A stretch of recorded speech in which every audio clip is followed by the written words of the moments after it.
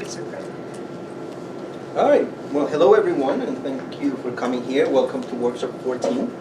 And my name is Santiago Brand. I'm a licensed psychologist in Colombia, the country.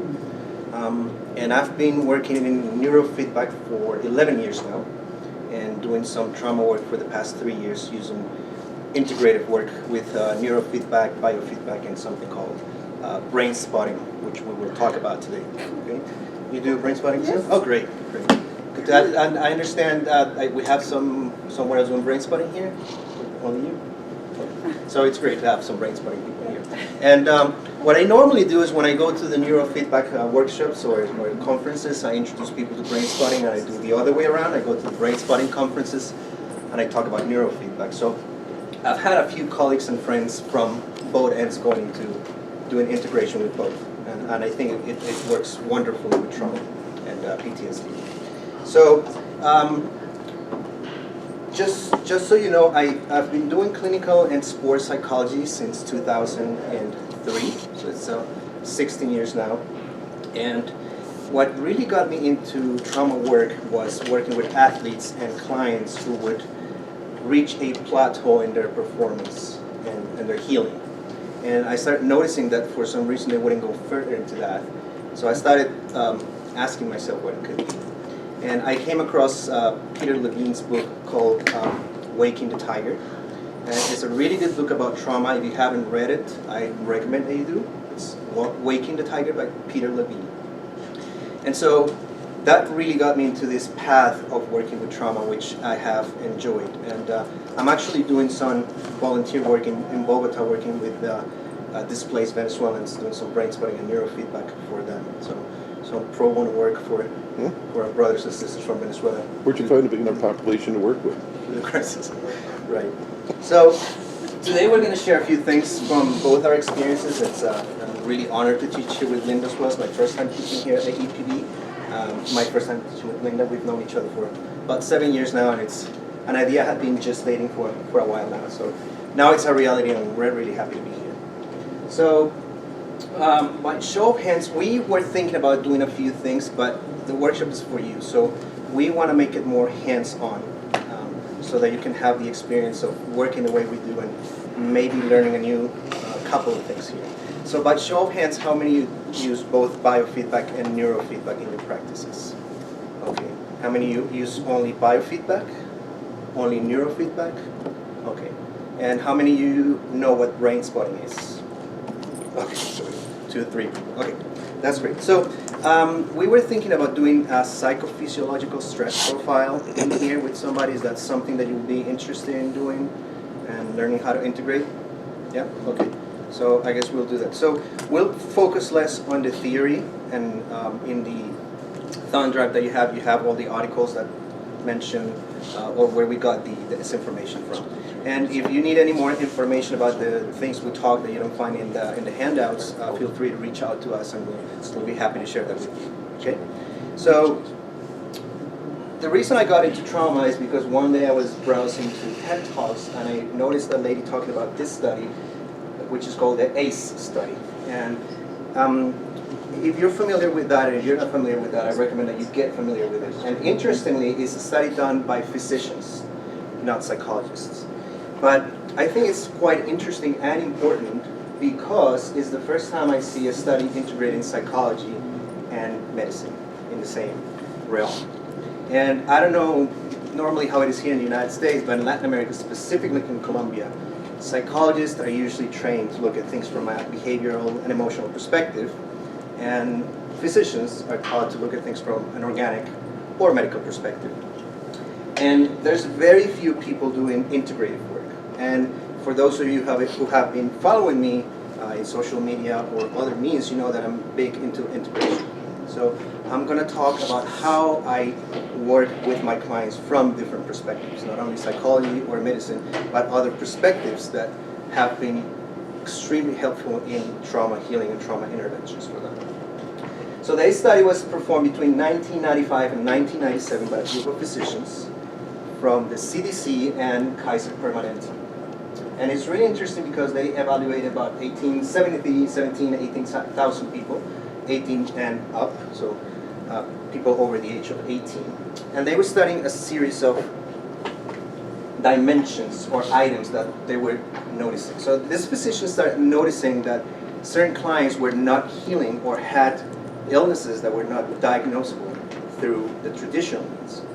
And that really got their attention. So they designed a survey because they started getting suspicious about a few things. And the different dimensions that they studied were abuse, and they divided it in emotional abuse, physical abuse, and sexual abuse. So anybody who underwent through any of those types of adverse experiences took part of the survey. Now, for household challenges, if they notice the mother being treated violently, so they witness domestic violence against their mom, substance abuse in the household, mental illness, parental separation, and household member going to prison. So all of these items were included because when they were surveying people and asking them questions, these patients were relating experiences that had something to do with these types of events.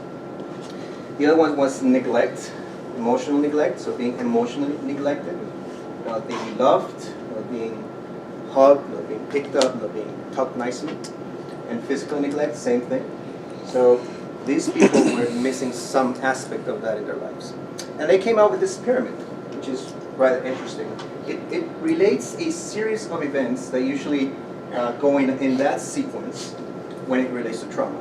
And the first thing that you find is the adverse childhood experience. That's what they call it. They didn't call it trauma to avoid the stigma that goes along with it. So they call it the ACE study. And when you experience trauma or traumas in your life, you go into disrupted neurodevelopment. So all of these clients have some kind of neurological, neurophysiological, neurobiological disruption in their systems that was not letting them heal properly. And then we have social, emotional, and cognitive impairment.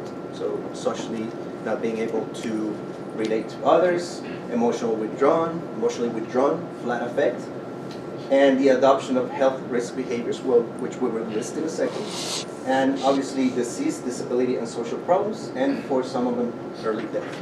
So some of these people were dying before their time and dying of causes which were apparently not too life-threatening or dangerous to their well-being. And they did some statistics, and what pretty much the statistics show is that trauma does not discriminate how educated or not educated you are, or your skin color, or where you're from, or your religious beliefs, or your sexual orientation. It's something that happens to everyone. And that's the interesting thing. Now, the more educated the people were, sometimes they underwent more traumas, interestingly enough. So it breaks it down, and you can go, if you Google a study, you can find all the statistics. It's very well detailed.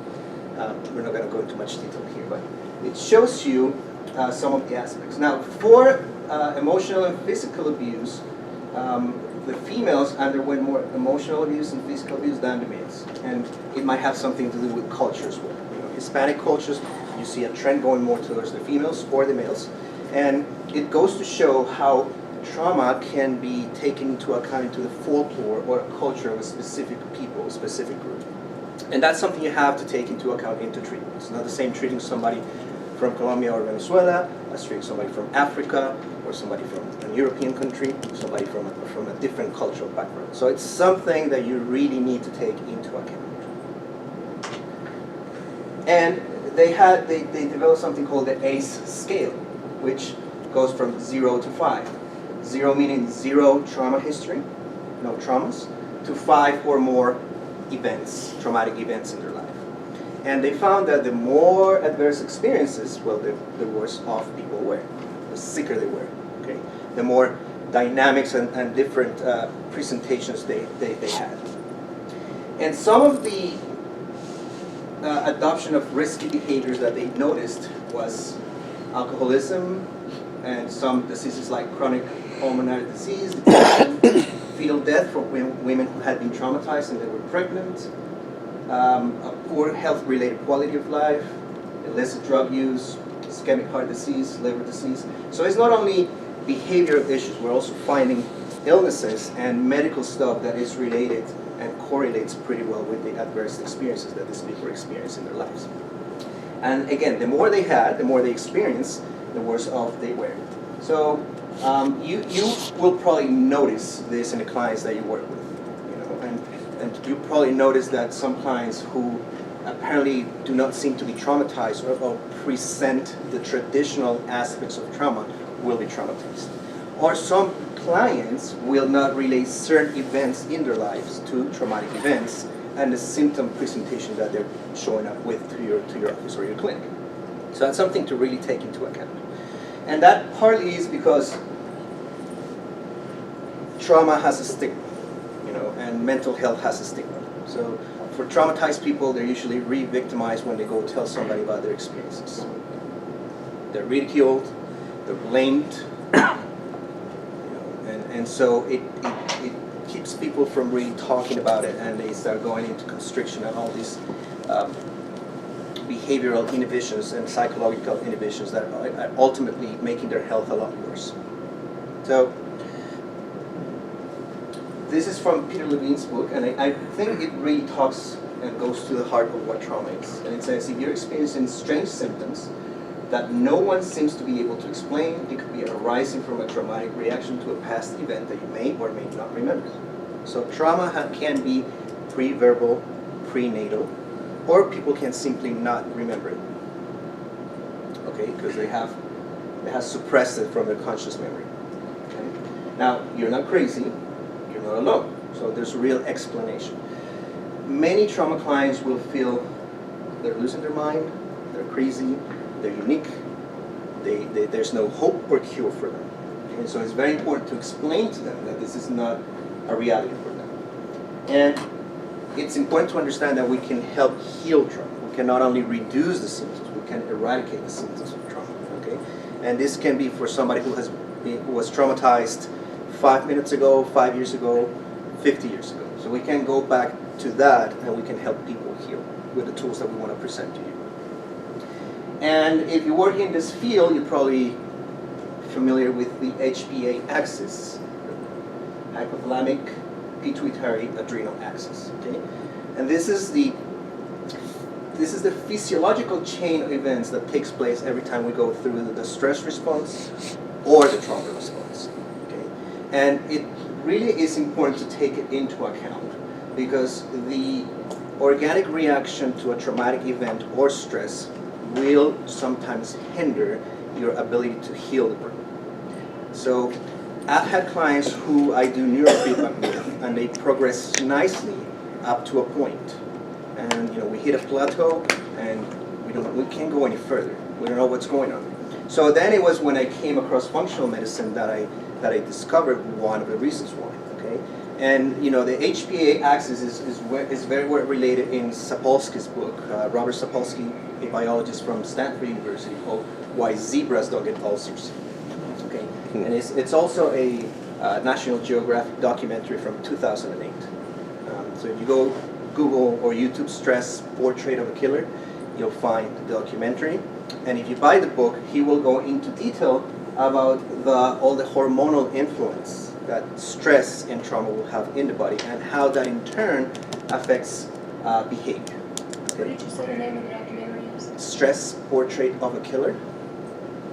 So it's a 1 hour documentary version of Sapolsky's book, Why Zebras Don't Get Ulcers.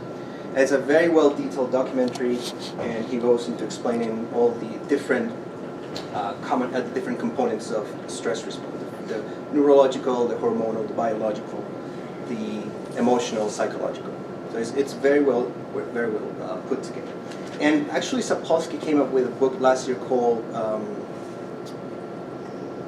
I forgot the name now, but I'll let you know. It's a really good book because it talks about biology from a different perspective, and human behavior from an anthropological perspective, a biological perspective, a psychological perspective. So when I remember the name, I'll let you know. It's a really, really good book. So in essence, what happens is, the hypothalamus releases a certain hormone that then signals the pituitary, which signals the adrenal to release cortisol. Behave. Thank you. So the name of the book is Behave. Behave. The biology of humans are based on what? Yes. Thank you. Thanks, Lena. I recommend that you read the book and don't get the Audible. Yeah, it's much better when you read it. It is. The person who reads the Audible is just not. It just doesn't work. Yeah, if it is not the author reading, it's not working. Yeah, especially if you've ever heard Sapolsky lecture. Yeah. So again, what we want to be concerned about is the cortisol, which is the stress hormone. Okay, and that's what really can wreak havoc in a person's body and mind. Okay, and it is produced by the adrenal cortex as a response to a threatening event. So, if we're facing a threatening situation, something that's putting our life or our well-being in danger, we will go through a cascade of biological and organic events that will end up in the release of cortisol. Now, the important thing about cortisol is how long it remains in your bloodstream after the event has passed. So if you have somebody with chronic stress, who's stressing out all the time, who's hypervigilant, or you have somebody who's been traumatized and they have not been able to renegotiate or heal the trauma, it's very likely that they're really high on cortisol. Okay? And you can send them to a functional medicine practitioner or any other kind of practitioner who will run a test, and they will be able to tell how much there is. The important thing here also is that you also run the risk of not having any at all, and that's called adrenal fatigue. Okay? And what happens is that when you're stressed out so much, your adrenal glands get tired and say, I'm not doing this anymore. I'm not putting out any more cortisol. When we initially face the threatening event, cortisol is released to mobilize us. So it activates the fight or flight response. It gets us ready to survive. In any dangerous situation, our first option is always to flee, to escape. Okay? If we're not able to escape, then our second option is to fight. And we will fight with all might to survive the situation. Now there's a third option if we're not able to escape or fight, which we will talk about later, but it's related to the release of cortisol in the body. Okay? And when you're not really stressed, when you're stressed for trivial things, okay, such as politics or religion or traffic or your spouse or anything, you are going into fight or flight mode. And what's happening is that you're releasing cortisol. Okay? And cortisol causes a lot of neuroinflammation. Okay? And that's really dangerous. Now, when your adrenals get tired because you're constantly, you're crying wolf, and your adrenals do not secrete cortisol anymore, you go into adrenal fatigue, which is also dangerous. Because then you run the risk of developing chronic disease. If you have a predisposition, a genetic predisposition to cancer or any gastrointestinal disorders or cardiovascular disorders, and you go into adrenal fatigue, then you're at risk of being more prone to developing those illnesses. And behaviorally, it causes a lot of trouble in the person's life because the person is really irritable and angry, and it's very short-tempered. So when you see clients who are really short-tempered or irritable or highly depressive, the first thing I go is you need to go to the functional medicine practitioner, because we need to know whether you have a lack of cortisol, you have too much cortisol, how's your vitamin D, and how your neurotransmitters are. Okay? And I found when I see the QEG and I see symptoms of anxiety or depression or trauma, that normally these clients will present with something organic. Probably 9 out of 10 times, they will present with something. So there's a correlation there. And there's another good book called Why My Brain Isn't Working by Datis Karashian. He's a chiropractor here in the United States and specialist in functional medicine. And he talks about brain health from an organic perspective.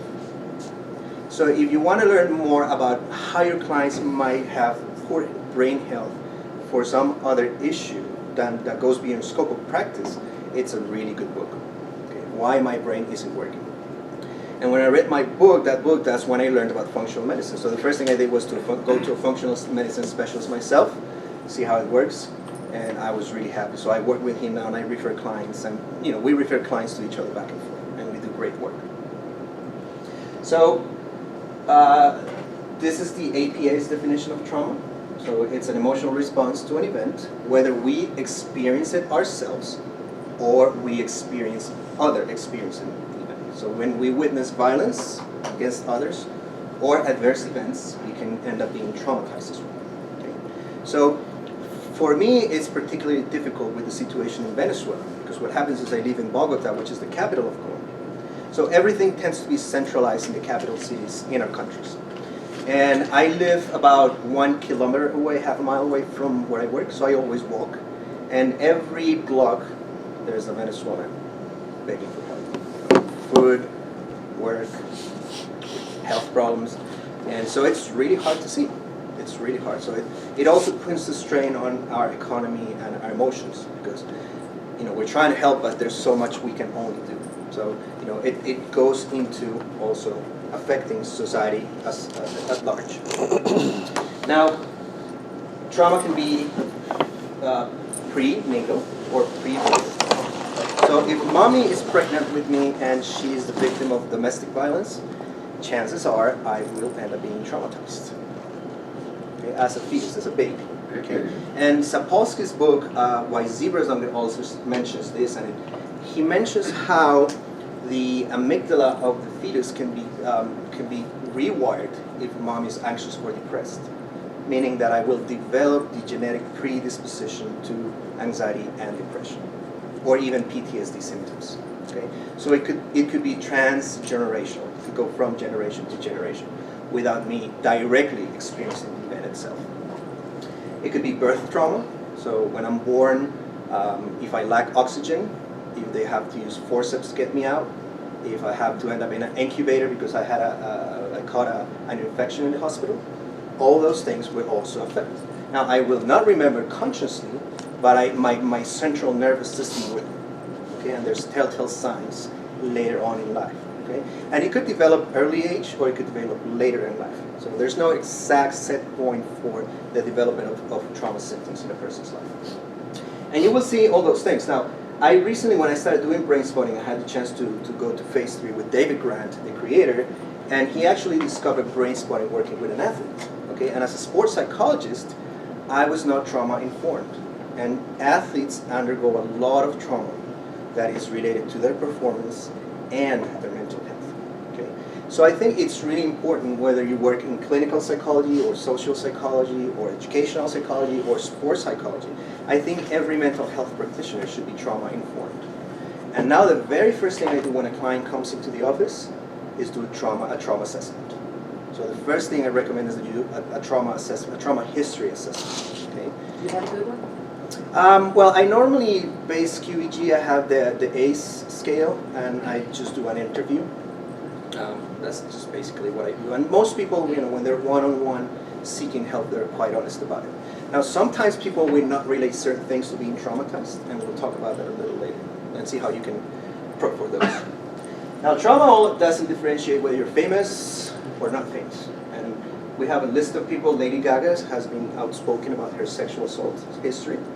And Keanu Reeves about losing, he lost his fiancée in a car accident. His mom, I think, was a drug addict that abandoned him. So he has a really strong history of trauma. Ashley Judd, another actress who was being outspoken about being sexually assaulted as well. And I forget his name. He was the singer of Linkin Park who committed suicide, I think, 2 years ago, and was a victim of sexual abuse as a child. And of course, Jackie Kennedy, late wife of late President John F. Kennedy. And if you're familiar with the Zapruder film, you will see why she would end up being traumatized after being next to her husband. So, and historically we have been exposed to trauma as well. Up there's a picture of Pompeii, and it goes into the elements of trauma. The people of Pompeii did not know that Mount Vesuvius was a volcano. So when it went into eruption, because they thought it was an act of the gods. And it was not until it was really late that they realized they were in danger. And obviously the Nazi Holocaust, the Jewish population, 9/11, and the picture of Freddie Mercury showing that AIDS can get to anybody no matter who you are. And so it was traumatizing for him and his family, and obviously music fans and everybody. Freddie Mercury. He was the lead singer of Queen. Oh, yeah. And they just made a movie about it. Right. Now, events such as the tsunami and the migrant crisis in Europe can also traumatize people, or even traumatized people can end up joining groups like the KKK. So these are people who are looking for some kind of understanding and absolution, and they end up joining groups like this because they feel they have found a calling and somebody understands them. So, groups like this tend to prey on people who have been traumatized and are really, really vulnerable. Car accidents, and I have interestingly a picture of doctors and aliens, because I have had clients who have undergone surgeries, and they tell me that instead of seeing the doctors, they're seeing aliens on top of them. So it goes to show how trauma can shift memory to the point where it can create false memories. And where working with trauma, is really important that you evaluate whether your client's memories are true or not, because there's no way of knowing whether they're real.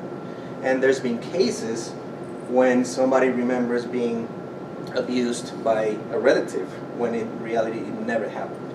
So the brain and the mind will, make up memories, and I think it's a way of trying to make sense of what's going on. Okay?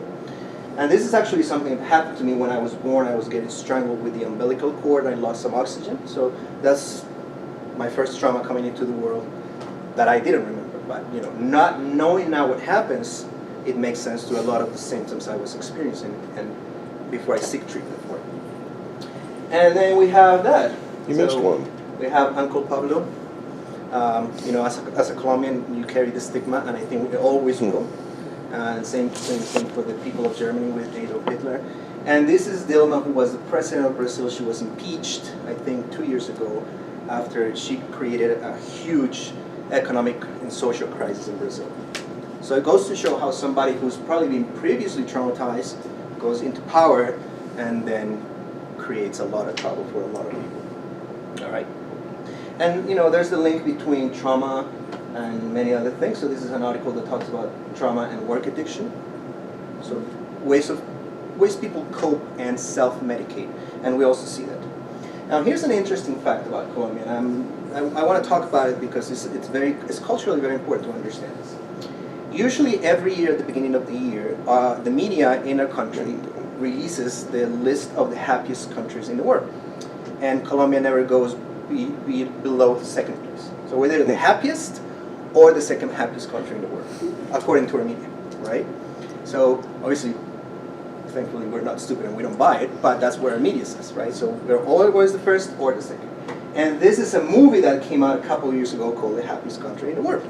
So it's about our culture and why we perceive we're so happy in the midst of so many social and political and economic problems, okay? Because we are not as bad as Venezuela, but we're not that better off in many ways, okay? So it's a way of how we cope with uncertainty. Now, this is a real study, and if you see Colombia places 31st, and not first. So the first one is Denmark, usually is the Scandinavian countries that place somewhere around there, but Colombia in this study, which was done by, it's in your handouts, you'll find the information, but Colombia places 31st. Now, these are some statistics from the mental health survey that we did 2 years ago, okay? And when we talk about trauma, between the stages of 7 and 11, at least 11.7% of the population have suffered some kind of traumatic event, and 38.6% at least 2 or more traumatic events. Okay? So children are being traumatized for different reasons. Okay? And that plays into mental health. Okay? And so those are all statistics about anxiety, but what really strikes my attention is trauma, and 9.2% of that population is at risk of developing PTSD. Okay? Now the same goes for 12 to 17, so the number increases, 29.3% at least one traumatic event, and 88.6% at least one or more traumatic events. Okay? So it goes to show that we have a lot of mental health issues that would prevent us from really being the first or the second happiest country in the world. Okay? And it shows in our mental health. Right now the statistics for suicide is every 3 hours there's a suicide in Colombia. So every 3 hours a person will have killed themselves. Okay? And irrespective of age, socioeconomic status, religion, sexual orientation, etc. So we have a huge mental health crisis. Okay? And for adults 18 and over, at least 40 to 41% of people have experienced a traumatic event. And I usually tend to think those statistics are quite higher because people tend to try to lie about it. Now, we're all exposed to trauma, so we know that, okay? At least 99% of us will experience a traumatic event in our lives. But not everybody ends up being traumatized or developing PTSD symptoms. So some people are resilient to trauma. And we study those people to understand why. What makes them different from the rest of the traumatized population. And see if with the tools that we have, we can discover why and so make more people resilient to trauma. Or at least heal trauma a lot faster, okay? Even if it is a retractable trauma. So it will depend on a series of factors. The first one is the event itself, okay? So how threatening is it? How long does it last? How often does it happen? Does it take place? Okay? So dictatorships, famines, war, economic crisis tend to last longer and have a greater impact. Okay? So for the people of Venezuela, it's going to be a huge problem afterwards because there's been an ongoing problem for the last 10 or more years at least, right? 20 years, right?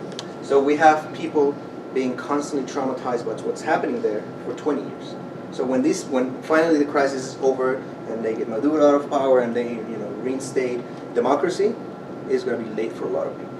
And then the country is going to have to deal with the consequences of that. So it's not the same facing a 5-minute event to a 50-year event. So the length of the event itself will determine how traumatized the person will be.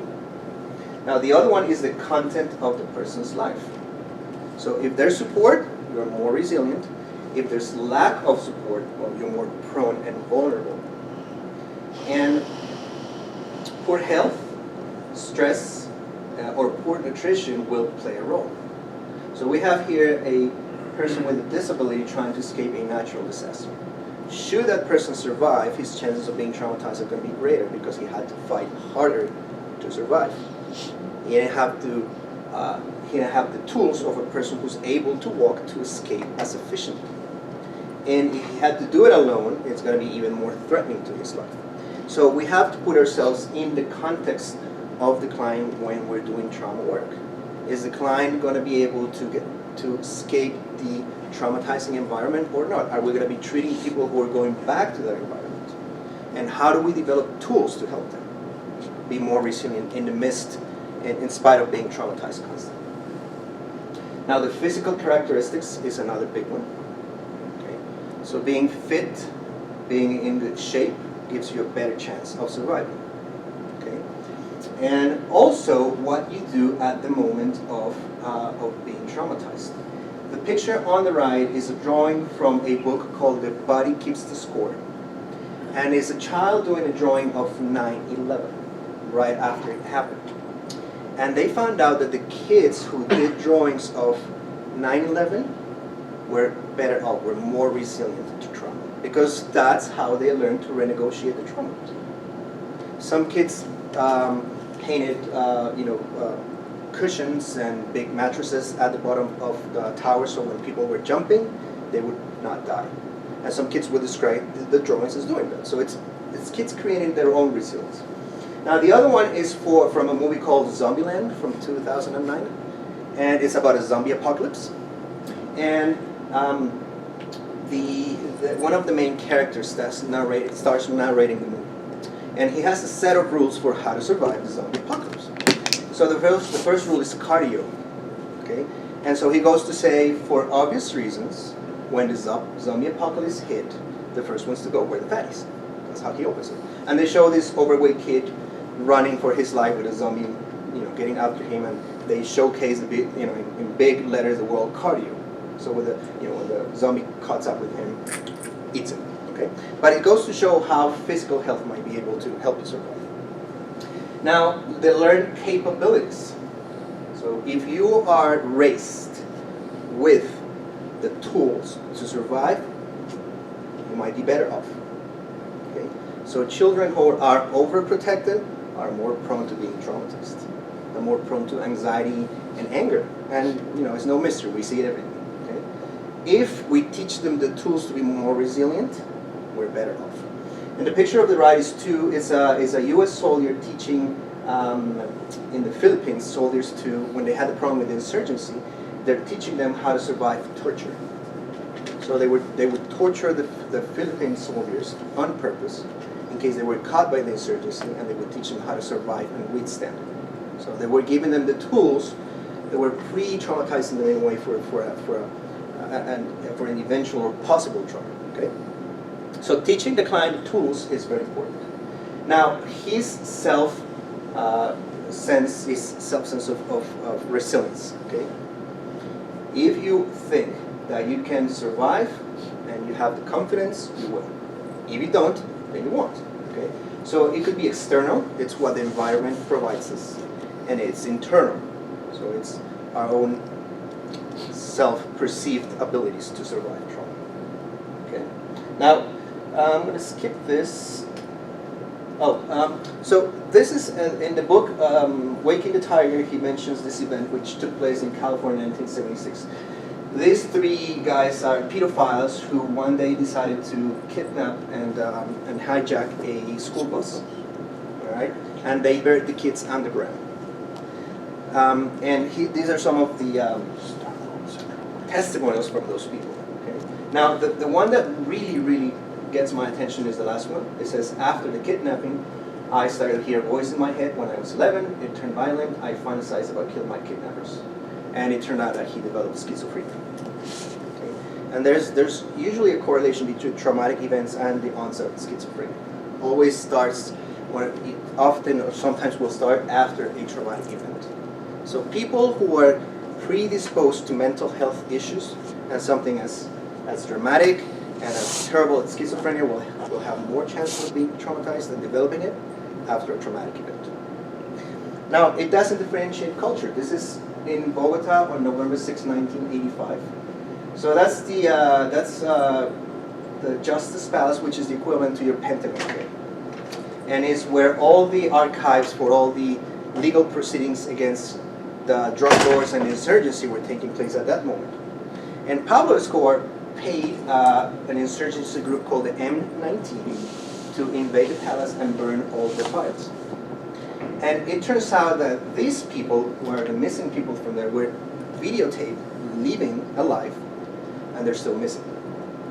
And now we know that it was the military who took them, tortured them, killed them, and disappeared them, made them disappear.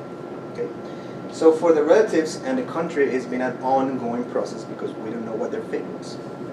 And there's still legal proceedings going on. And as if it were not enough, a week later, the volcano Nevada erupted, destroying the population of Armero.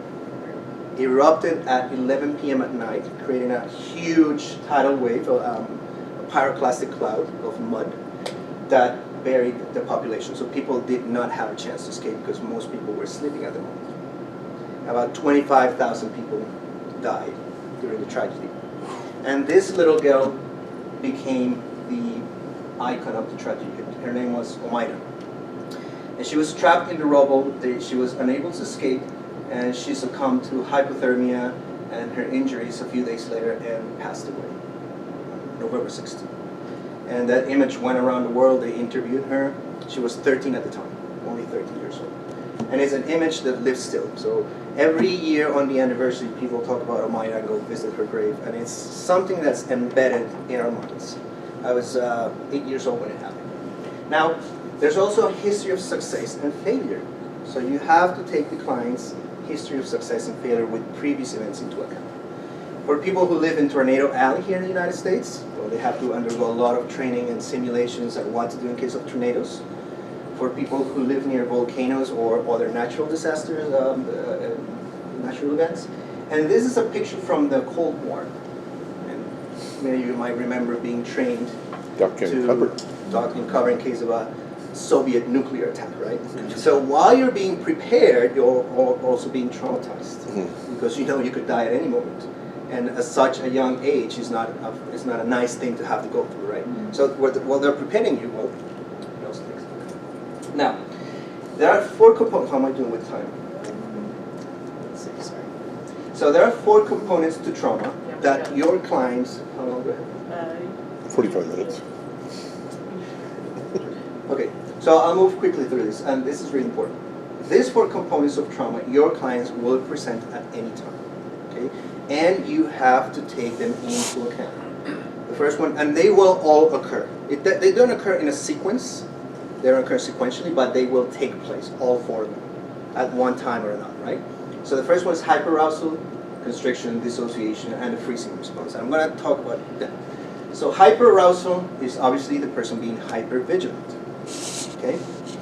So something bad is going to happen. I don't know what it is, but I have the feeling something bad is going to happen. And this is the type of client who could be sitting at the beach, drinking a margarita, and they're going to feel anxious, and something bad is going to happen. Because probably something bad did happen. They might remember it, they might not remember it. So it's the client who is always on the defense. You know, they're defensive, they're angry, they're scared. Okay? And you have to take that into account. They're responsive to your suggestions. Okay? And they will challenge your suggestions, and they will fight your suggestions. Okay? Because they're hypervigilant, they're protecting themselves. So it's their limbic system telling them don't trust anybody, because everybody's out to hurt you. They can personalize things too. Okay. The other one is constriction, and constriction means the person is withholding and suppressing the emotional, physical, and psychological aspects of the trauma. So it's the client who, in spite of you knowing they're traumatized, they try to convince you otherwise. I'm fine. I'm okay. There's nothing wrong. I'm over it. I was able to get over it a long time ago. The most telltale sign is when you tell somebody, when you talk to them about the trauma and they respond with anger. If they're responding with anger, it means they're not over it, because they're hypervigilant as well. So I usually tell them, well, if you're over it, how come you're being so angry about it? Okay? And it disarms them. So it makes them be more candid about it. Some of them will still fight back, but you will see it. So people are not talking about it, and people, the reason people go into constriction is because when they talk about it, they are re-victimized, and they can be re-victimized. So what's happening with the Me Too movement? All these women who, after all of these years, are talking about, their sexual abuse history, and there are people doubting their stories and saying they're doing it for the money, and they're making it up, and everything in between. Okay, they're being re-victimized. They're being vulnerable. So it's an important thing to take into account. Dissociation, okay, that's a big one. And you will probably notice it. Your client comes in the office and they have no emotional reaction whatsoever. Their eyes are fixed in a certain position. They have flat affect. There's no emotional connection to you or anybody else. And they drift away during the session. And dissociation means mentally, when you're not physically be able to escape the problem, mentally you do escape. And you go into your own world. And it's a way of suppressing the emotional and psychological pain. Have you seen patterns in the EEG? Yes, and we will talk about them in a second. But, and this is a big one, okay? This is probably the hardest one to treat and target, just because the client will go there either deliberately or unconsciously. Okay, and when they go there, it's very important that you break the dissociation and you bring them back into the real world. Because if they go into the dissociation, they're not being consciously able to process everything that's going on. Even if you do psychotherapy or neurofeedback or EMDR or brain spotting, no matter what you do, if they're dissociating, it's not going to be as powerful and as profound. So it's very important that you identify. Okay. Now, helplessness is another big one, and this is pretty much when your client feels that there's nothing you can do about it. Okay. And they blame themselves. It's my fault. I deserved it. It happened to me because I'm a bad person. There's no cure. I've tried everything. Why should neurofeedback help me? Why should brain spotting help me? I'm done. I'm going to die this way. Okay? So it's a big one. And they all four interact together. Okay? So it's very important to take a look. Now, what does it look like? Well, there's no specific presentation for trauma in the EEG. Just like our DNA is unique, so is our brain. And even if all of us were to experience the same trauma in this room, all of us are going to react in a different way, and our brains are going to look different. Normally, you could see the high beta, the diffuse high beta, or the diffuse fast alpha. And if there's no history of benzos, so people's, the client's medication-free, that's usually a sign of more hypervigilance than any other thing. It means that hypervigilance is the more salient or the more distinct out of the 4 features of trauma. So this person's, it doesn't mean that they don't go into the other 3. It means that they spend more time there. And so it's been my experience. I spend more time in hypervigilance. And you'll see it on the spectral analysis with the alpha above the 10 hertz and beta and fast beta presentation. That is not EMG. So it's not an EMG artifact. They're tensing up and they're going all the time. Okay? So muscle tension. And you see it everywhere. Okay? So you got an anterior cingulate cortex that is really hyperactive. And the topographies will show it too. So it could be specific or it could be global. Okay? So what you need to take into account all the things we've been talking about when you go into a protocol. Okay? Now, for a lot of people, I see a lot of activity at FZ and T6. So that's usually there's a study in your notes that will talk about it. The T6 FZ network, and usually your posterior temporal will have connected to the amygdala, and that's what keeps you hypervigilant. Now T6 is not diagnostically specific, but if you have a lot of fast beta or anything above 10-12 hertz on, you will see PTSD symptoms or presentation. So when I see it, I ask the person if there's a history of trauma. Now, you could also have slow brainwaves. This is a male who's an engineer, young engineer, and he's got the slow brainwaves because he's self-medicating. It's his way of going into dissociation. His mom and dad divorced. He did not have a relationship with his dad, and his mom was a cocaine and alcohol addict who also was emotionally neglected. So he experienced neglect and abandonment. And he was smoking the devil's lettuce to cope with that. Marijuana for those. So he was self-medicated on marijuana. And you see all the alpha slowing? So when I saw that, I asked him, are you using pot to self-medicate? And he's, yeah. That's my way of coping with the pain. That's how I sleep. That's how I feel calm. That's how I'm able to work. But what they don't realize is that in the long run, well, it's going to make it worse for them, right? And you will see it on the topographies. And you'll see mu as well. And mu, I've noticed, is a sign of dissociation. So for clients who have been traumatized and present mu, they tend to dissociate. Not all of them. Because remember, there's mu that is good. Okay? If an athlete has mu, it means it's a positive dissociation. They can go in the zone and isolate distractions. Or a surgeon, or a fight pilot, or somebody who's talented in a way and requires that positive dissociation to isolate distractions, right? So you'll see mu, but if there's a history of trauma, it means they dissociate. And mu usually correlates with a shutdown of your prefrontal cortex. So your higher processing goes out the window. Out go the functional, the executive functions and contemplating the consequences of your actions and your attention and your focus and everything that's controlled like that. So you'll see mu too. And no alpha. I see that no alpha pattern a lot. And the alpha suppression posteriorly, yes. Because usually that relates to visualizing or mental imagery. So that has a lot to do with that. So it could, you could have somebody with a presentation of ADD symptoms and they can come diagnosed previously by another professional. But in reality, it could be that their symptoms could be the consequence, could be the byproduct, or could be reinforcing the trauma response. And I see a lot of ADD cases where kids from parents who are getting divorced and hate each other and use their kids as a weapon to hurt each other.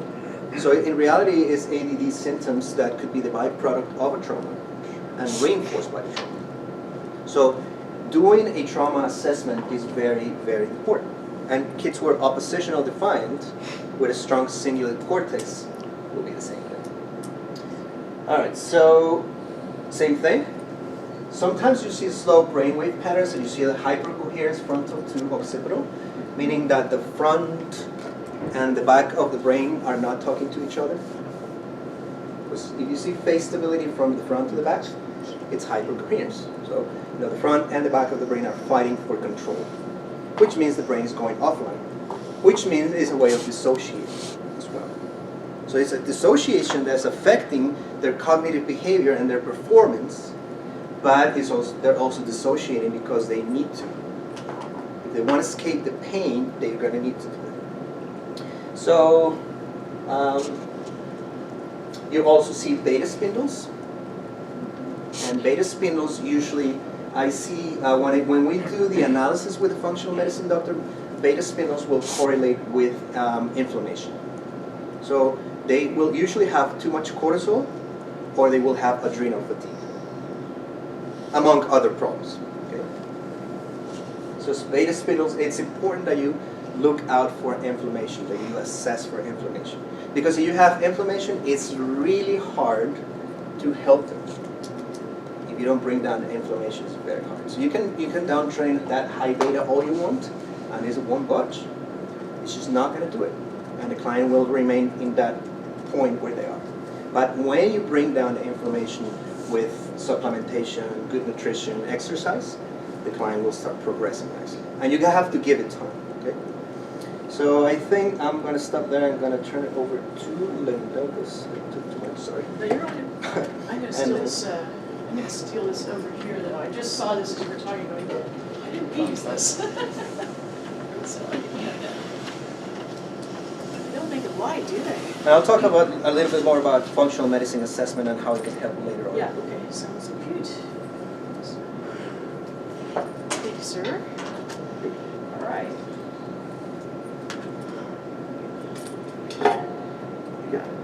All right, so I'm gonna piggyback a little bit on, maybe I'm not. Is that working here? I think it's probably No computer.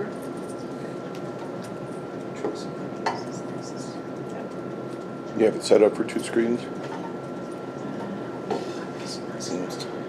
should be. Sure, we've got everything. There.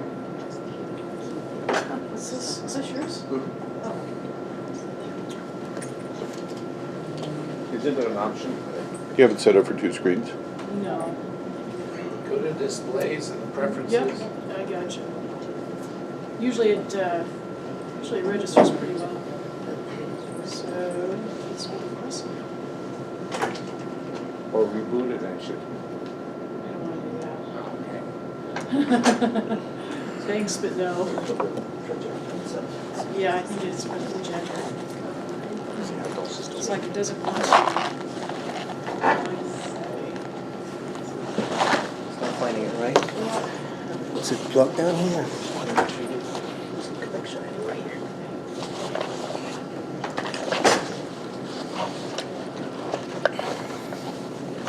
Typical way it likes to present.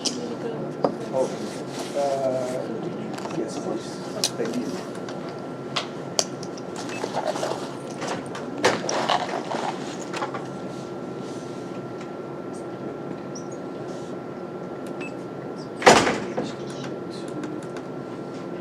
Oh, yeah, there we go. Okay, this is the promise. Did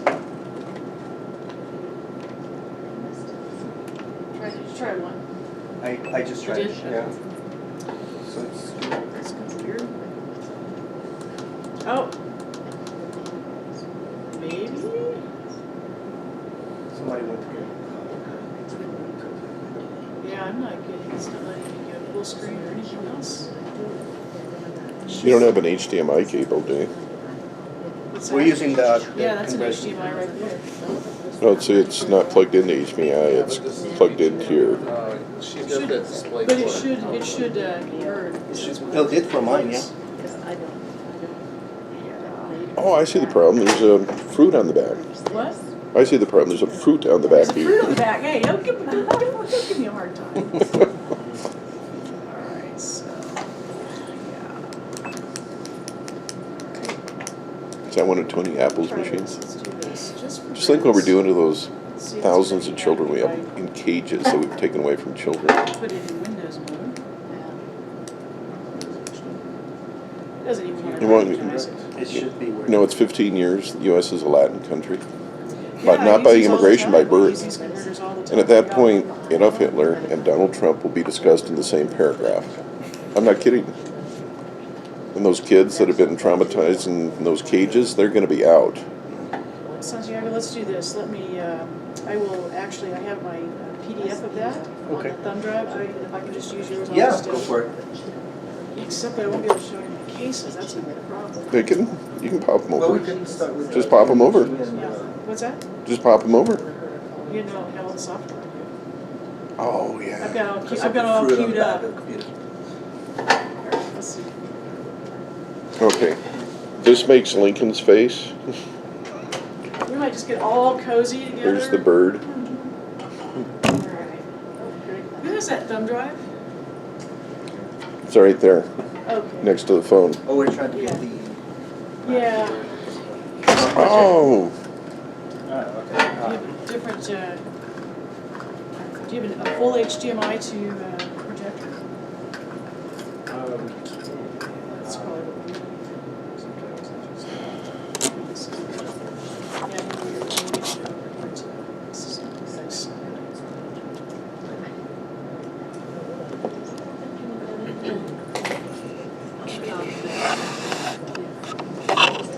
See that one? Yeah, usually I don't have any problem whatsoever. I use a converter like that all the time. Not an issue. But it doesn't look like it wants to kill me.